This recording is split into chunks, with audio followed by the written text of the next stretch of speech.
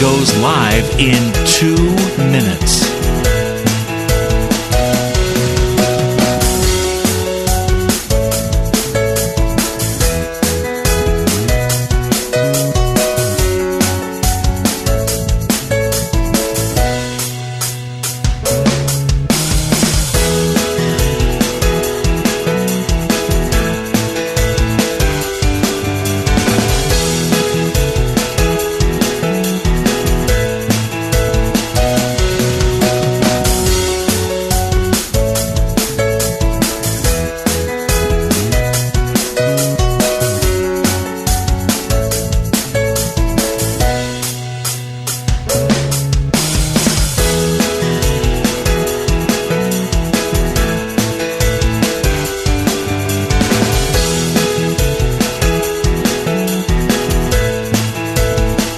Lynn Cullen live in 1 minute.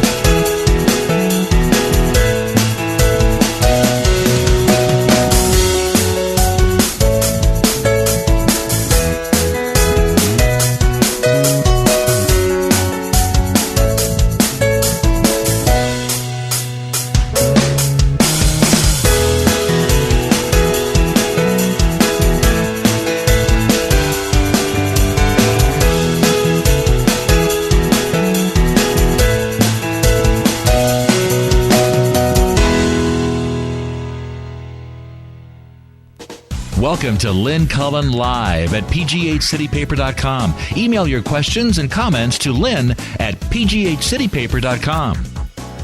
Hello there. Welcome to the program. Normally, this is the penultimate program of the week. However, this is the ultimate program of this week since I will not be here tomorrow. I just want to underscore that. I hate to disappoint you if you tune in tomorrow and you're going to get this show again. So let's make it a good one because it's going to play and play and play until next Tuesday because I won't be here the following Monday too. Just wanted to clarify, okay? Have to get myself to California. Anyway. So anyway, yesterday at some point, don't worry, I'll get to the he whose name cannot be said, but is constantly being said.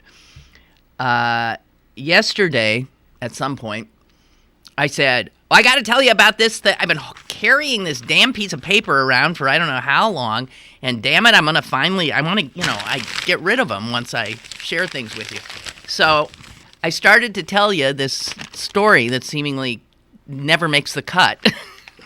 And someone called, I got cut off, and I realized at the end of the show it was still here. So I am starting and ending this little factoid is all it is.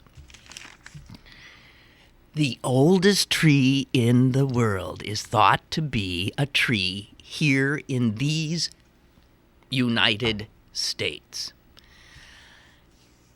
The location of this tree is undisclosed.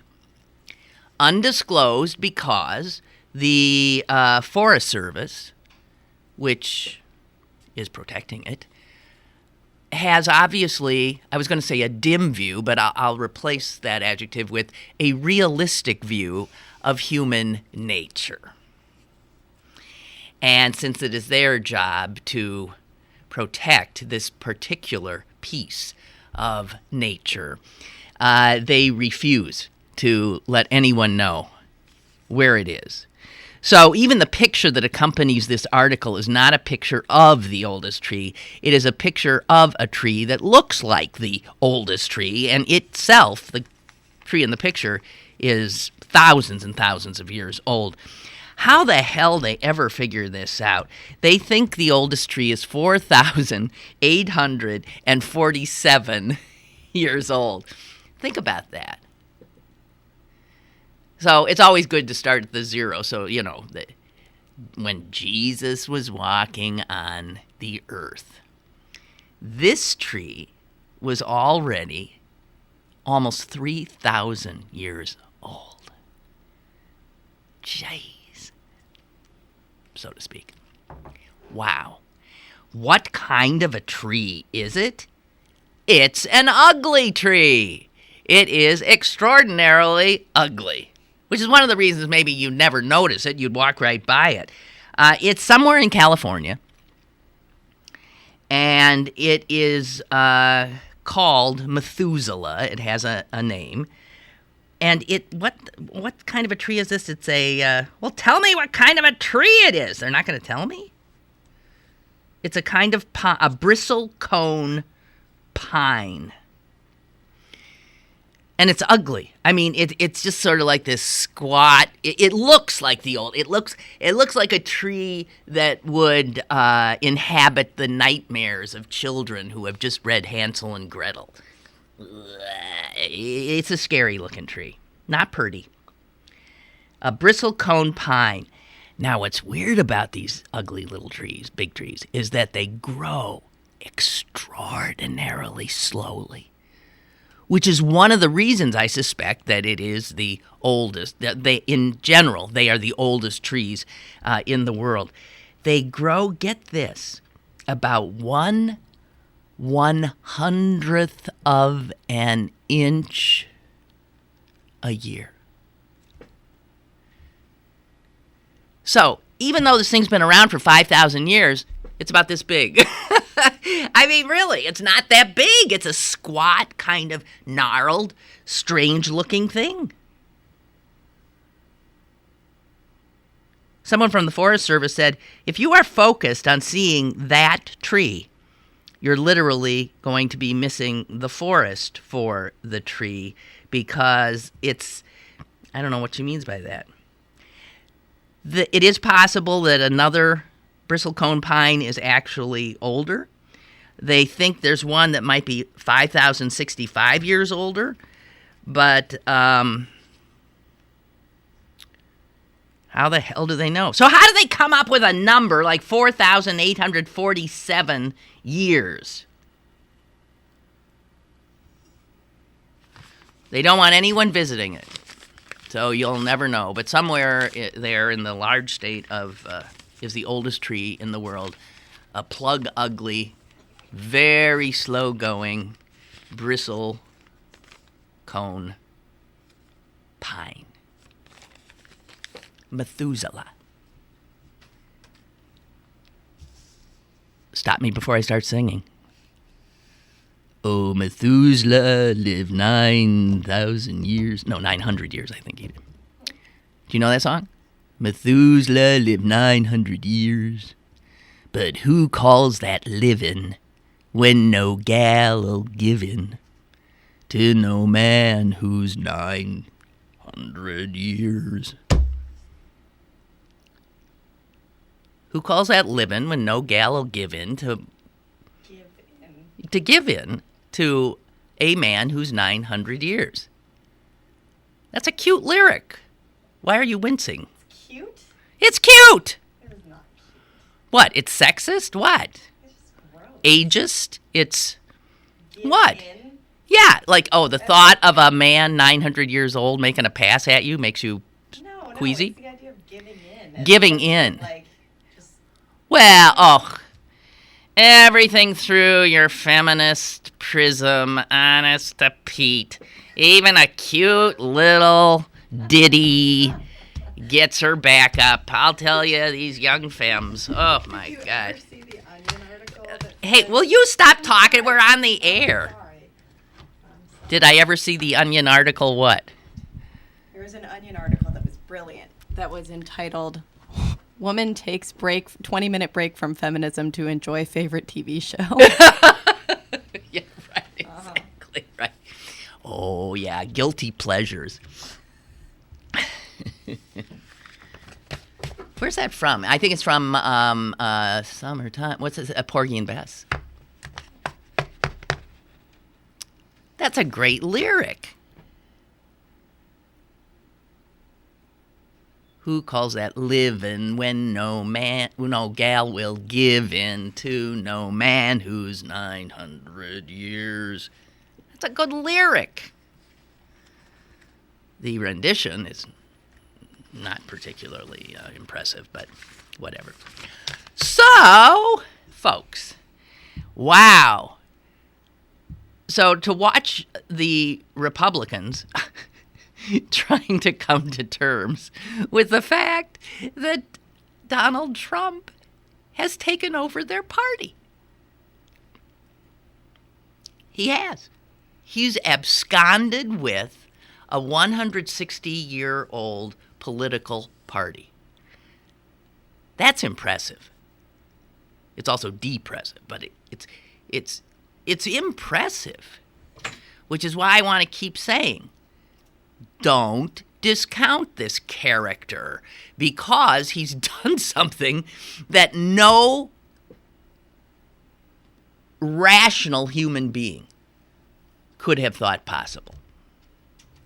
Now, I suspect it was able to be accomplished because the people who put him in charge of the Republican Party, the Republican primary voters, are in large part these days not rational people, which is why we've got them.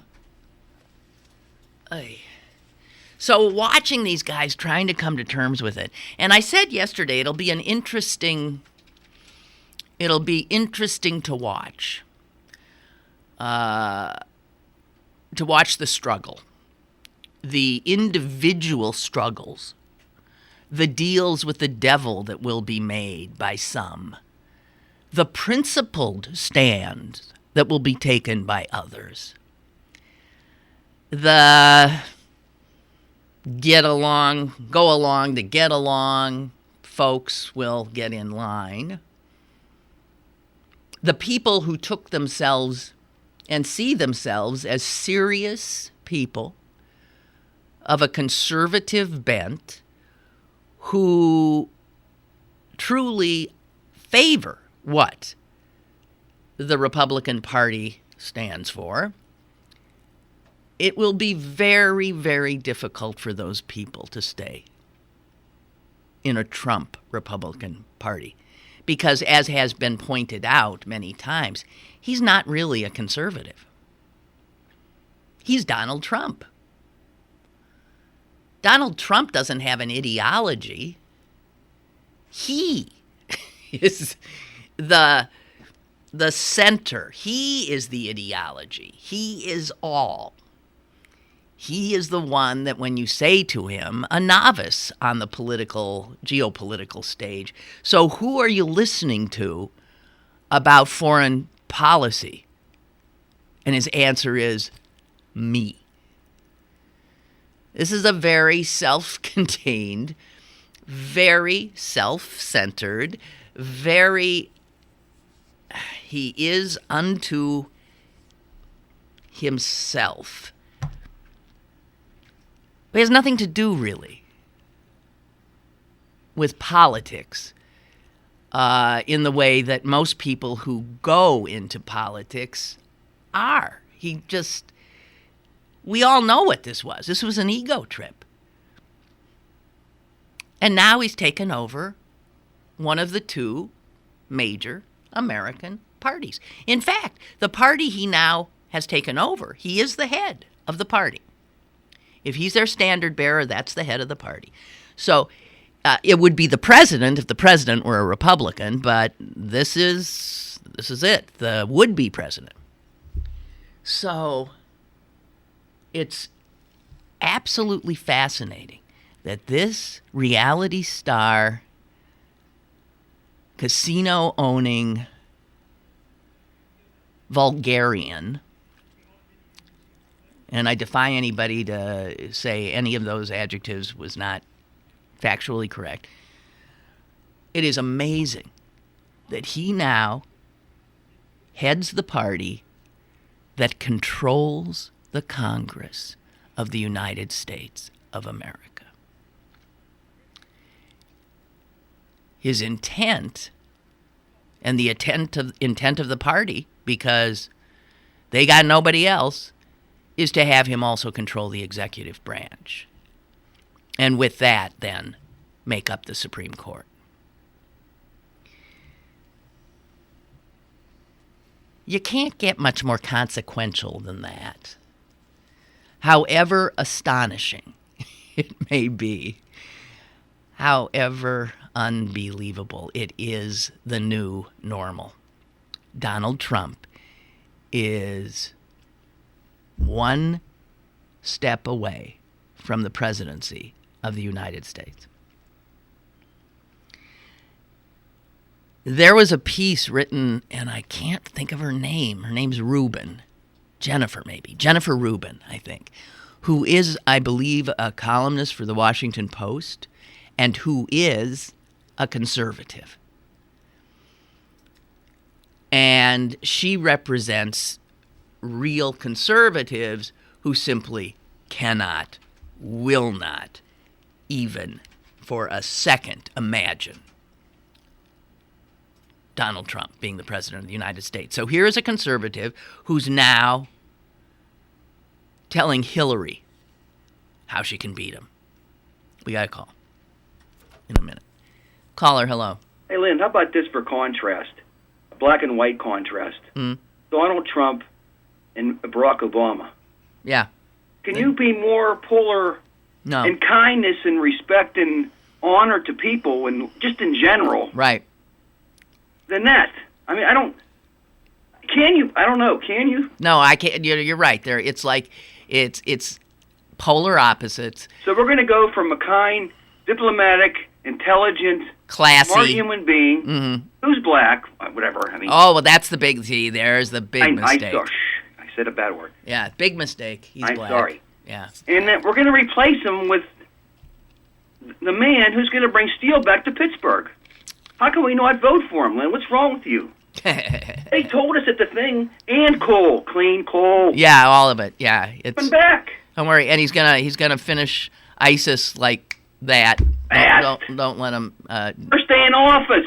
First 100 days, they're done. Done. They're done. Oh, he's everything that Obama did will be taken down. Obamacare's gone. First 100 days. Friends, we're taking care of veterans, senior citizens, Lynn. Yeah. Taking care of you. You're getting Social Security. Yeah. Everybody's getting everything. Yeah.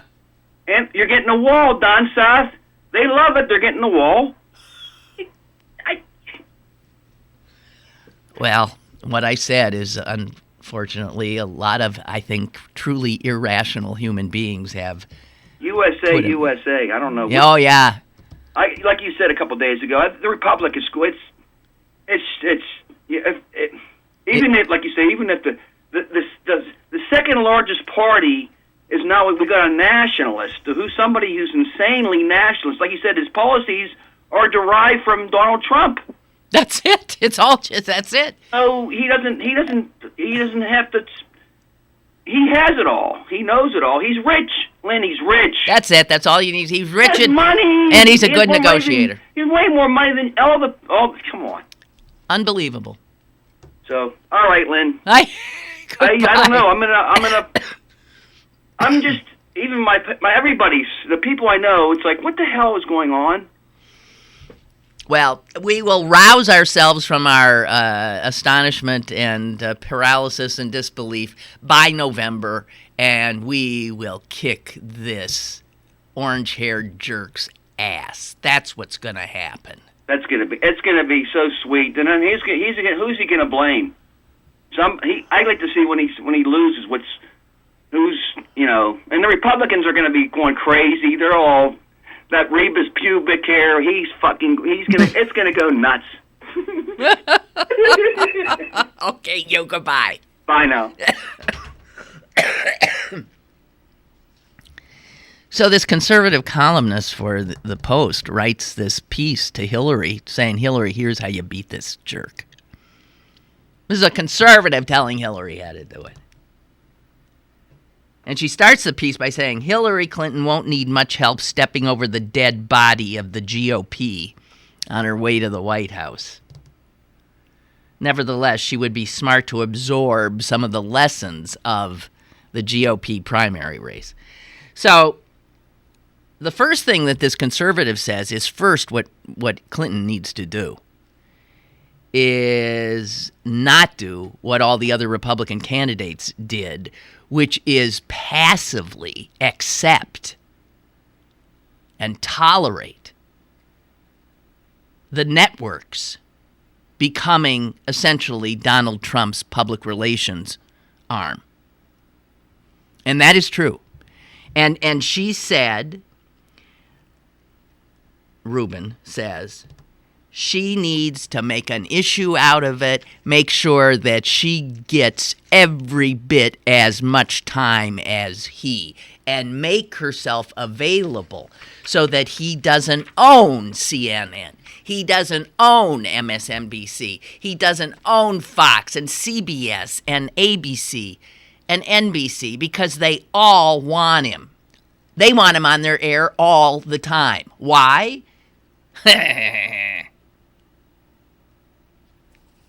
Money.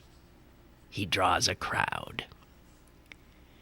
So don't think that they won't do the same thing in the general election that they did in the primary. And that is give Donald Trump all this free airtime.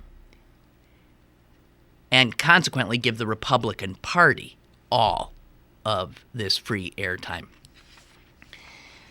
The Democrats and Hillary Clinton cannot tolerate that.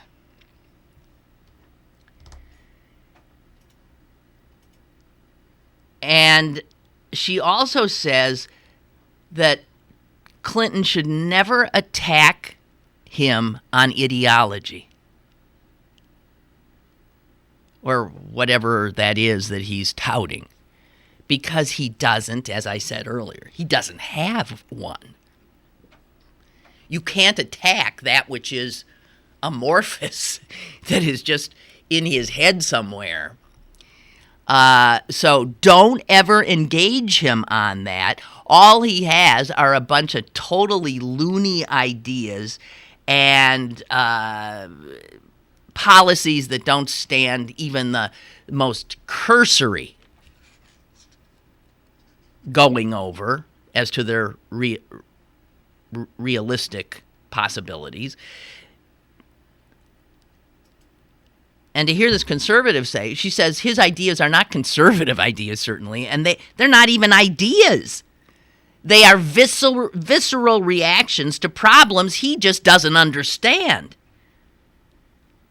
Clinton needs to say over and over again, we cannot trust him with the presidency. And she says his personality and his character, wow, do a job on it.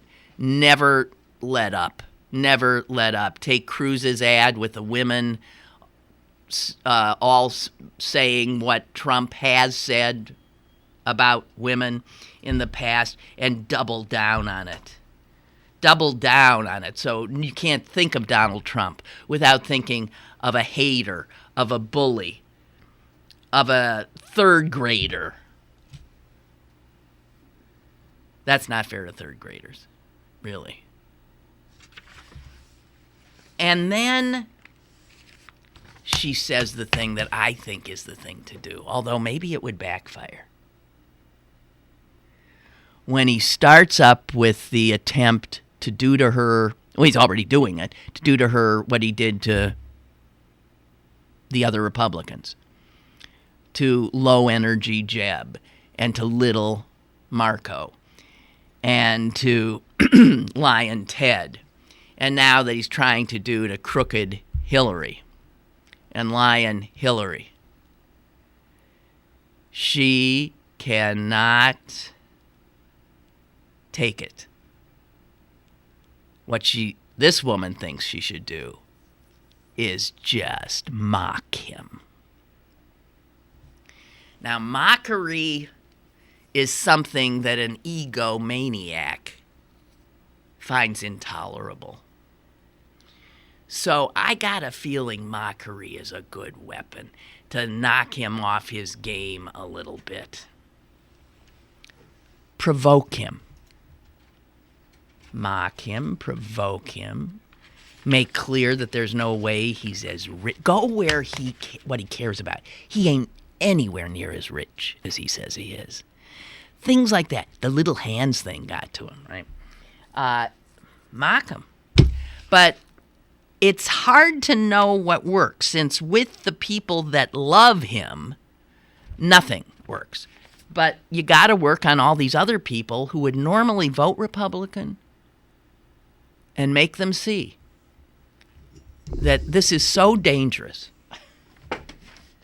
This is so dangerous that they can't afford to sit it out.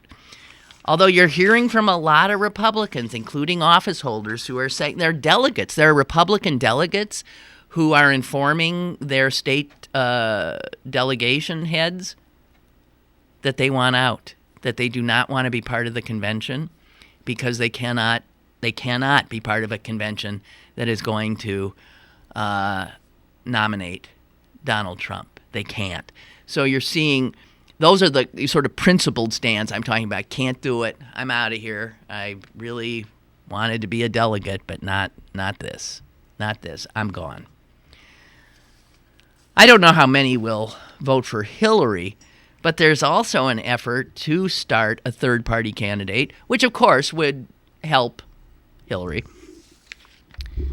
I'm sure you've heard the name Eric Erickson. He is a conservative. He has a talk show, I guess, and he's a blogger, but he's somebody who's listened to because he is a serious conservative. I think what he believes in is a lot of hooey, but he believes it. And he was a leader of the Never Trump movement, which didn't go so well. And he's already out there telling the news folks that he is working hard with like-minded other conservatives to try to come up with an alternative for them so they can vote in November, which means a third-party candidacy. Who? I don't know. He says if the delegates ratify this madness in Cleveland, which they will, many of us will look elsewhere for a credible candidate. And we will also begin laying the groundwork for an exit from the Republican Party. Or as he said, Donald Trump's Republican Party. So one of the delegates who has already told the convention that he will not come, and so they better replace him with somebody. He says this: I will neither vote for nor in any other way support Mr. Trump. He goes on to talk about all the things that Trump says he's for or against, and how none of it is part of the conservative platform. None of it. His opposition to free trade deals, his sort of liberal leanings in certain categories, which I think he's kept relatively hidden. And this guy goes on to mostly, though, to talk about his lack of mature temperament, which is sort of a necessary character trait, a mature temperament, for somebody who has the extraordinarily impossible job of being the President of the United States. And this now ex-delegate says, I believe a Trump presidency, good God, would bring less peace, more economic hardship, and a greater deterioration of freedom and respect. I agree with him.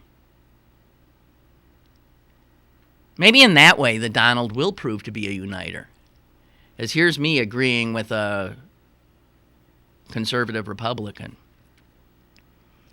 And he goes on to say, I cannot in good conscience attend a convention that supports him.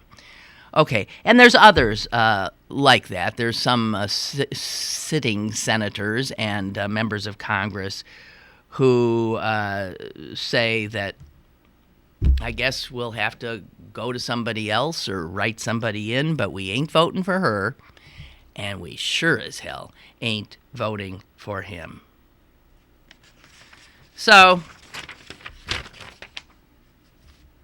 and then there are the ones who are hedging their bets, saying things like, I'll support him, but I won't endorse him. Well, what does that mean? I'll support him, but I won't endorse him. It reminds me of something I once said rather hotly, I remember. I remember where we were. We were in our parents' bedroom, and he was mocking me and ridiculing me for my lack of knowledge about sexual things.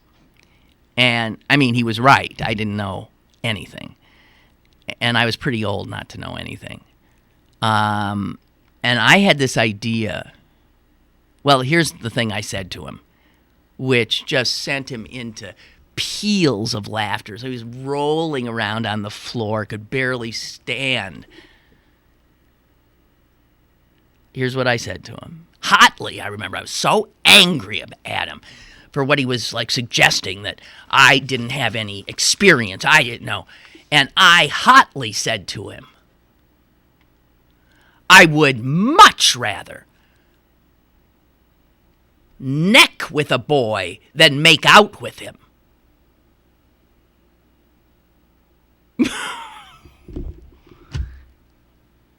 I didn't have a clue what either of those things meant. In my head, I thought I knew. I thought neck with a boy, I sort of saw like ostriches or something, like wrapping their necks around a guy, or like that game you play with, like trying to transfer an apple or something. I thought I could maybe do that.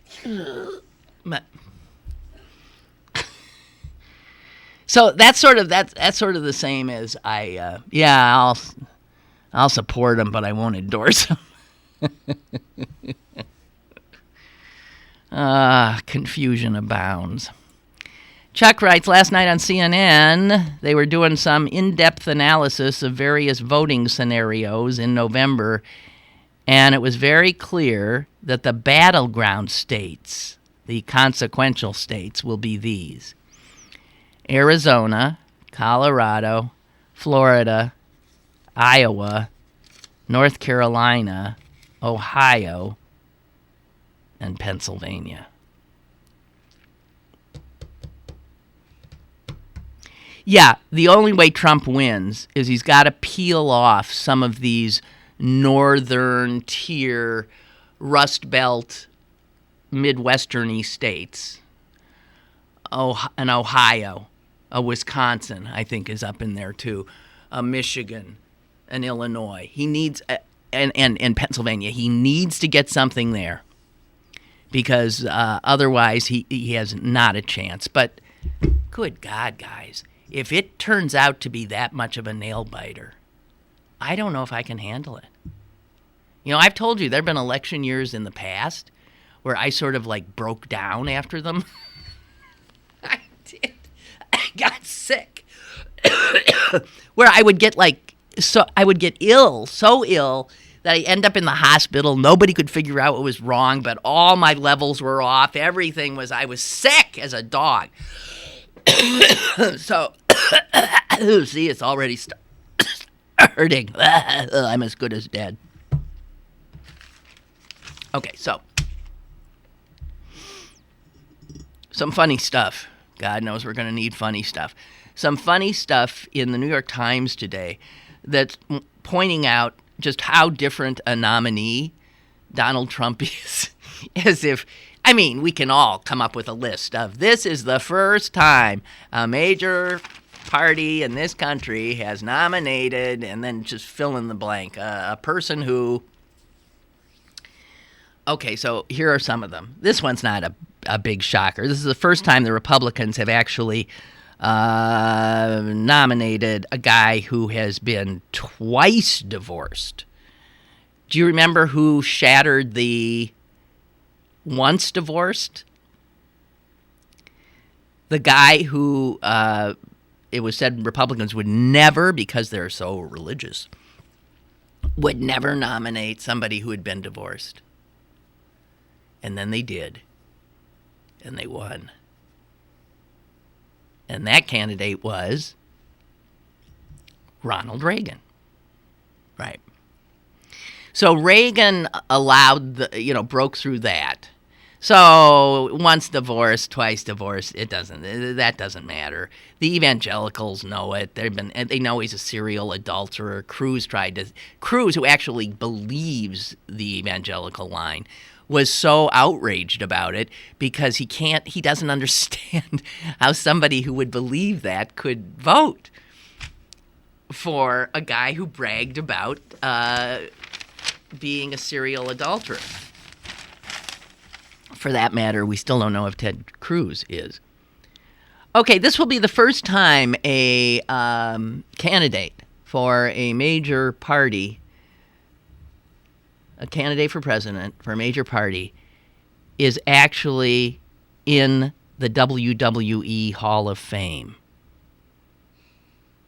Do you know he is? I didn't know that. Dear God. Donald Trump was inducted in the World Wrestling Hall of Fame in 2013. And he has his own superstar bio on their website. And I just say, you've seen the video, haven't you, of him like taking down Vince McMahon and shaving his head and ending up on the wrong end of a move by Stone Cold Steve Austin. It's fascinating, actually, that Trump looks totally comfortable in that venue because that's what he's turned our presidential election into. It's really something. Now, Jesse Ventura might have been in the WWE Hall of Fame, but he wasn't running for president. I mean, that was just Minnesota. What else? He is the first presidential candidate who inspired a character in a movie, Back to the Future 2. Can you think of it? Back to the Future 2. Think of the repulsive character of Biff. What's Biff's last name? Tannen. Biff Tannen, the bully boy. And the screenwriter of this movie says that he absolutely based his character of Biff Tannen on Donald Trump. He just imagined Donald Trump and created Biff, who he describes as a caricature of a braggadocious, arrogant buffoon who builds giant casinos with giant pictures of himself wherever he turns his head. And that's Biff Tannen in, you might want to check it out again, Back to the Future 2. It was based on Donald Trump and it's not a very well-disguised caricature. I mean, there it is. Also, still in the movies, did you know that Donald Trump has got the worst supporting actor for the Razzies one year? So Donald has been in some movies. The one that swept the Razzies, which are I think that's the day after or the day before the Oscars, in which Hollywood has some fun at the expense of total awful movies and awful star turns. And in 1989, he played himself in Ghosts Can't Do It with Bo Derek. And Ghosts Can't Do It was named the worst movie of the year. And Donald Trump was the worst supporting actor, even though, how bad an actor do you have to be if you're playing yourself? So actually saying he was the worst actor in that category suggests that he's just an awful person since he was just being himself. And did you know, God help us, that one of the characters on Sesame Street was inspired by Donald Trump? Did you know? It's a more recent character, so maybe, not... Oh, God. This character showed up in 2005. He looks like him. He's got the hair. And his name is Donald Grump. The Sesame Street character, Donald Grump. He is a grouch with a flamboyant manner and a shock of orange hair. And his catchphrase, he's saying it all the time, is, "I have more trash than all of you."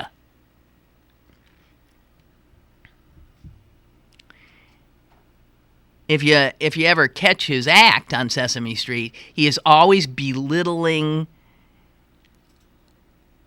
anyone who tries to get into, even to help him, anybody. He just belittles people, and he's constantly bragging about his wealth. This is Donald Grump. And yet all the other characters are sort of entranced by him. And as Oscar the Grouch has said of Donald Grump, Oscar says, "His name is on every piece of trash in town." Donald Trump.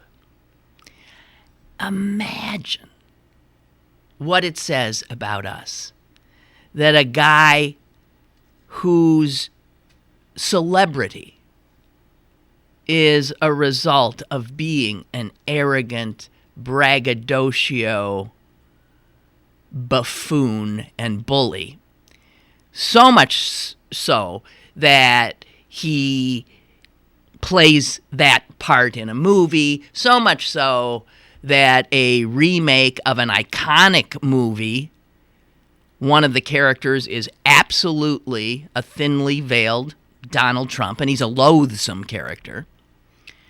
And then even Sesame Street uses him because he's such a character.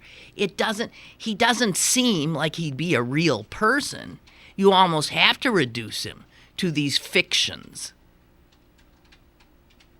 And yet there are millions of Americans who think he should be president.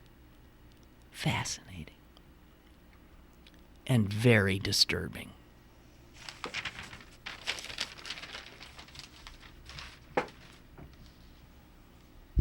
Wow. By the way, the Rolling Stones, I wondered how long it would take them. They have filed a formal complaint asking the Trump campaign to stop using their music. They were using, Trump really liked using "You Can't Always Get What You Want," but now that he has, he ain't playing that so much. He's playing "Start Me Up," which was my theme song for years. The Stones never asked me to stop.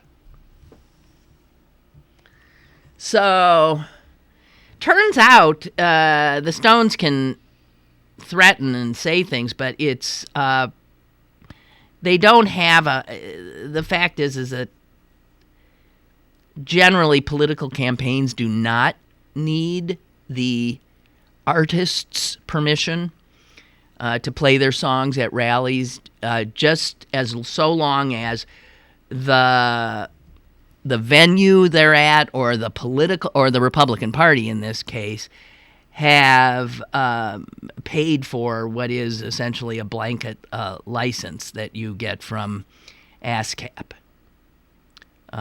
which is the licensing group. So whatever. Anyway, the Stones have asked.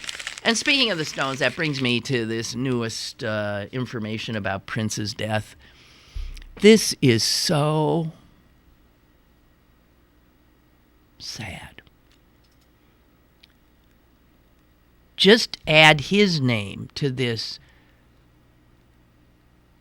mushrooming list of Americans dying before their time because of addiction to the painkillers that the doctor gives them.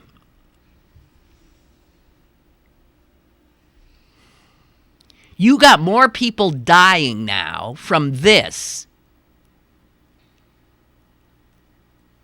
and yet, is OxyContin prohibited?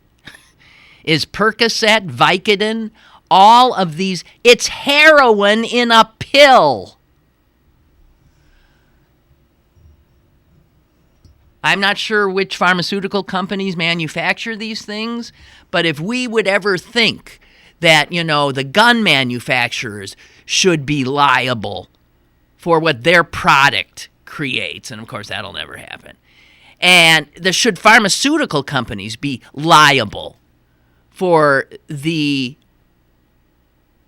death toll from their product? If they were a car, they would be. And then what's with, I've had a lot of surgeries just in the last year. Every time you go into a hospital in this country, you walk out with a prescription for heroin in a pill. I have told these doctors, I don't want your damn heroin. I don't want it. They give it to you anyway.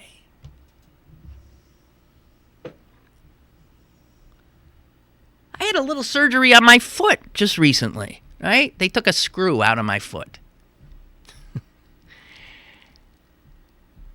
No big deal. Not a lot of pain. I got a full-fledged bottle full of heroin in a pill. They sent me home with it. I guess my insurance paid for it. It is amazing to me. And this in a country where there are people, thousands upon thousands upon thousands of people that are in jail for years because they were dealing in pot.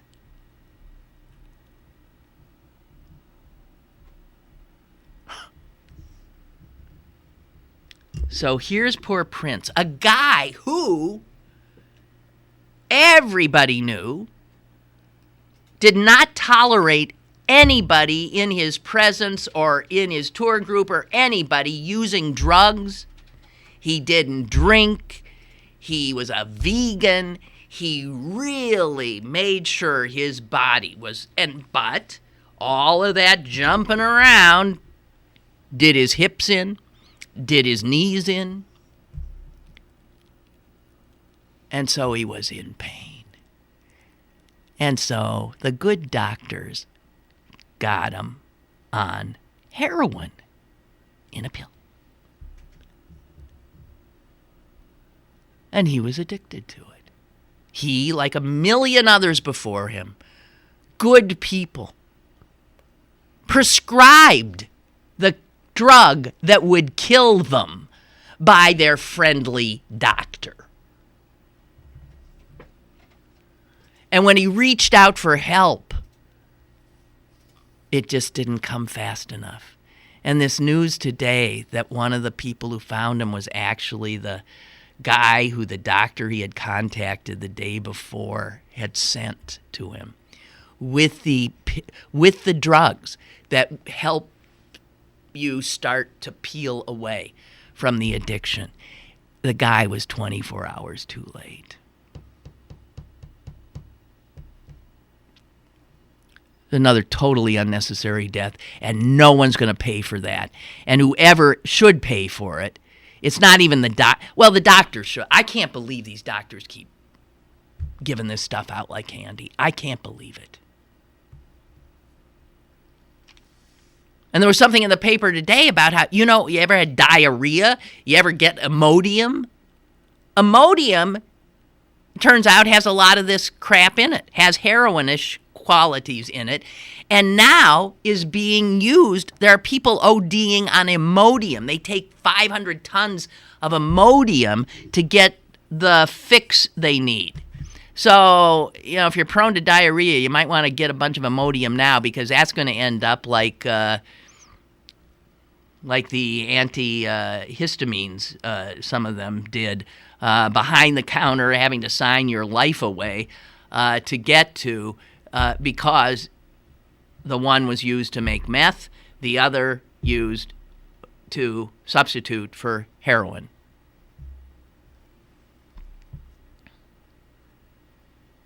And so, how unsurprising that a report has come out, and this, the major guy behind it is a professor of surgery at Johns Hopkins. And this report says that in the United States, the leading cause of death, what do you think it is? What kills most Americans?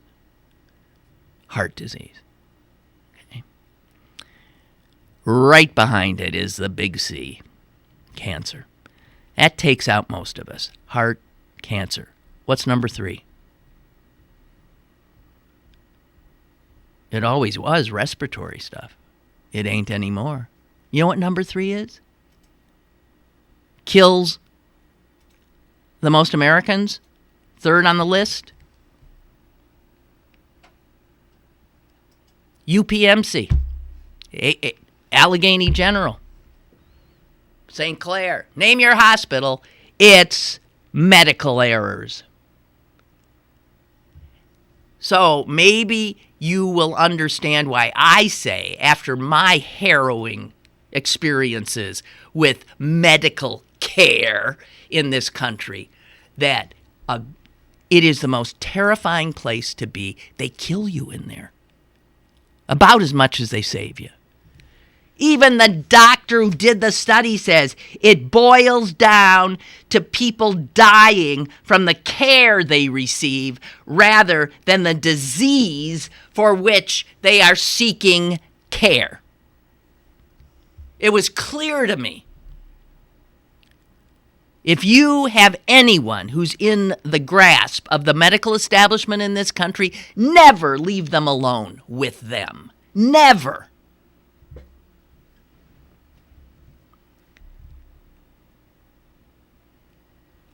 The totals that they come up with of how many people die at the hands of medical care in this country is, sit down for this, 700 Americans a day.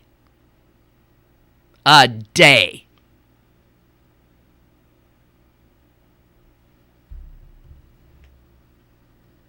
My growing contempt for medicine. I know it helps a lot of you. I know. And I've been helped. But I've been close to death because of them too. Just a year ago. And the surgeon at least acknowledged it. Medical error. Filth. Hospitals are filthy. You go there. I'm telling you. Please. Avoid them like the plague. Avoid them. If they don't manage to kill you while you're in the hospital, they'll send you home with the heroin, and you'll get hooked on that, and then maybe that'll kill you. And those deaths aren't even attributed to medical care. Number 3 killer of Americans is medical care. More than respiratory now. More than accidents, more than strokes, more than Alzheimer's, more than a ton of things. It's heart, cancer, and doctors.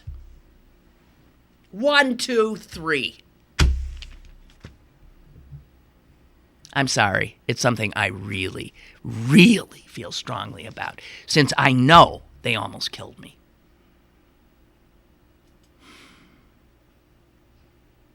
Jesus. All right. Calm down, Colin. Calm down. And get this. There is nowhere where it's required for the killers in our hospitals to really report the errors. So they're probably killing even more than we know. They cover this crap up. I mean, it could be a nurse dispensing the wrong pill or putting you on an IV with poison in it. It could be the docs operating on you. It could be the failure to make an obvious diagnosis, the failure to act,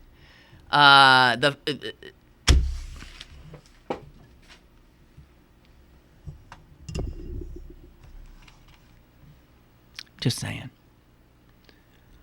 All right, back to you and your emails. William writes, if you go to the website reasonstovotetrump.com, well, go there. I'm just going to tell you. reasonstovotetrump.com. Just check it out.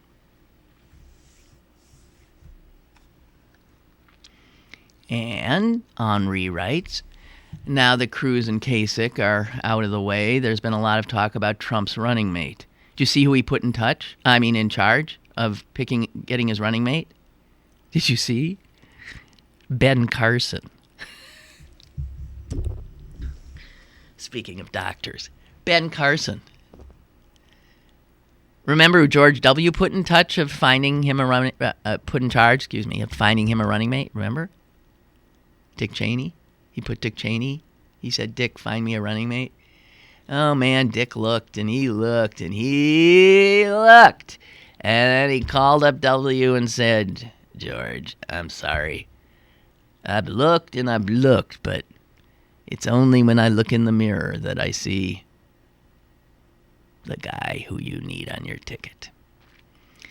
Maybe Ben will come up with the same thing. I don't know. Anyway, back to Henri. My purely non-scientific poll of the pundits would show that most are talking about either Kasich. He won't do that. He won't do it. I don't think. I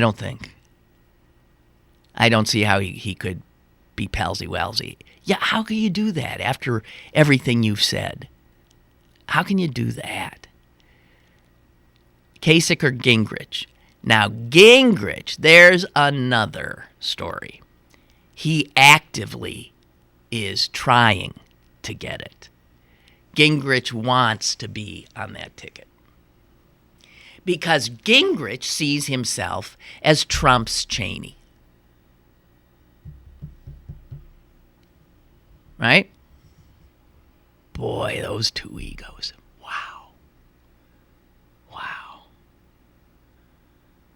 Trump's campaign said yesterday that Trump wants a Washington insider. He does? Well, how shocking is that? Since I thought this was all about not wanting Washington insiders anymore. And now his second in command, he wants a Washington insider. Somebody who can help him navigate the real world of Washington, which is unreal, but it's still their real world. Well, that'd be Newt. Okay, so Trump Gingrich. Wow.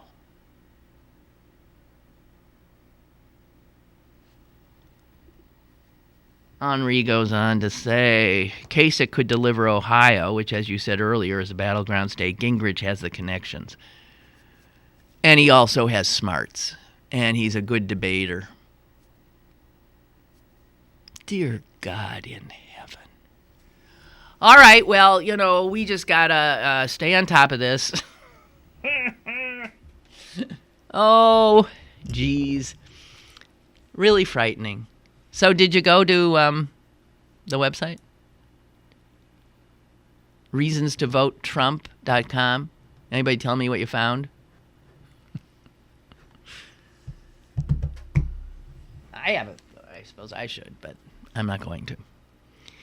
I already know the answer. Apparently, if you go to the website, since none of you are doing it, reasonstovotetrump.com, I guess all that comes up is there aren't any.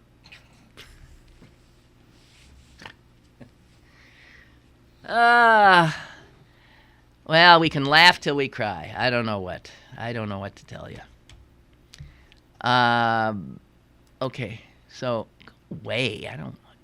I think that's it. I've sort of run out a minute early here. Do you know what I still have over here, like right in front of me? Something I brought, it's yellowing with age. Something I brought in, and I can't throw it out. I don't know what the date is on this, but it's been around for a long time. And it's a picture, but it's the caption under the picture that got me, because I did not know this word before.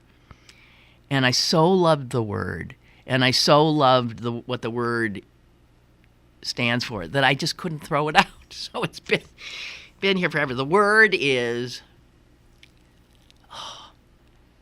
murmuration. Do you know what it is? A murmuration. And a murmuration is what happens when a whole bunch of birds are in the sky together and they're flying and you've seen it. It's that incredible cloud of birds that changes shape and moves, and they're so beautiful. And that constantly changing shape that all those birds are making as they, and who knows who's following who. There's something going on there when they're doing that.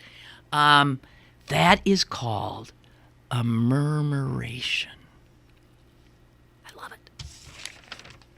So it's like a murmuration the picture is of a murmuration of starlings, and it's it's just beautiful. This undulating, glorious thing of nature. Okay, on that prettier note, we'll cease and desist. Again, I got a long weekend, 4-day weekend, because of a trip I have to take. Believe me, this is no vacation. And I'll be back on Tuesday, jet-lagged, pissed off, generally crabby, and probably with a lot of stuff to talk about. Okay, so have a great weekend. Happy Mother's Day to all you mothers, and be nice to your mom. Although I'm sure there's some exceptions, but generally be nice to your mom. And bye.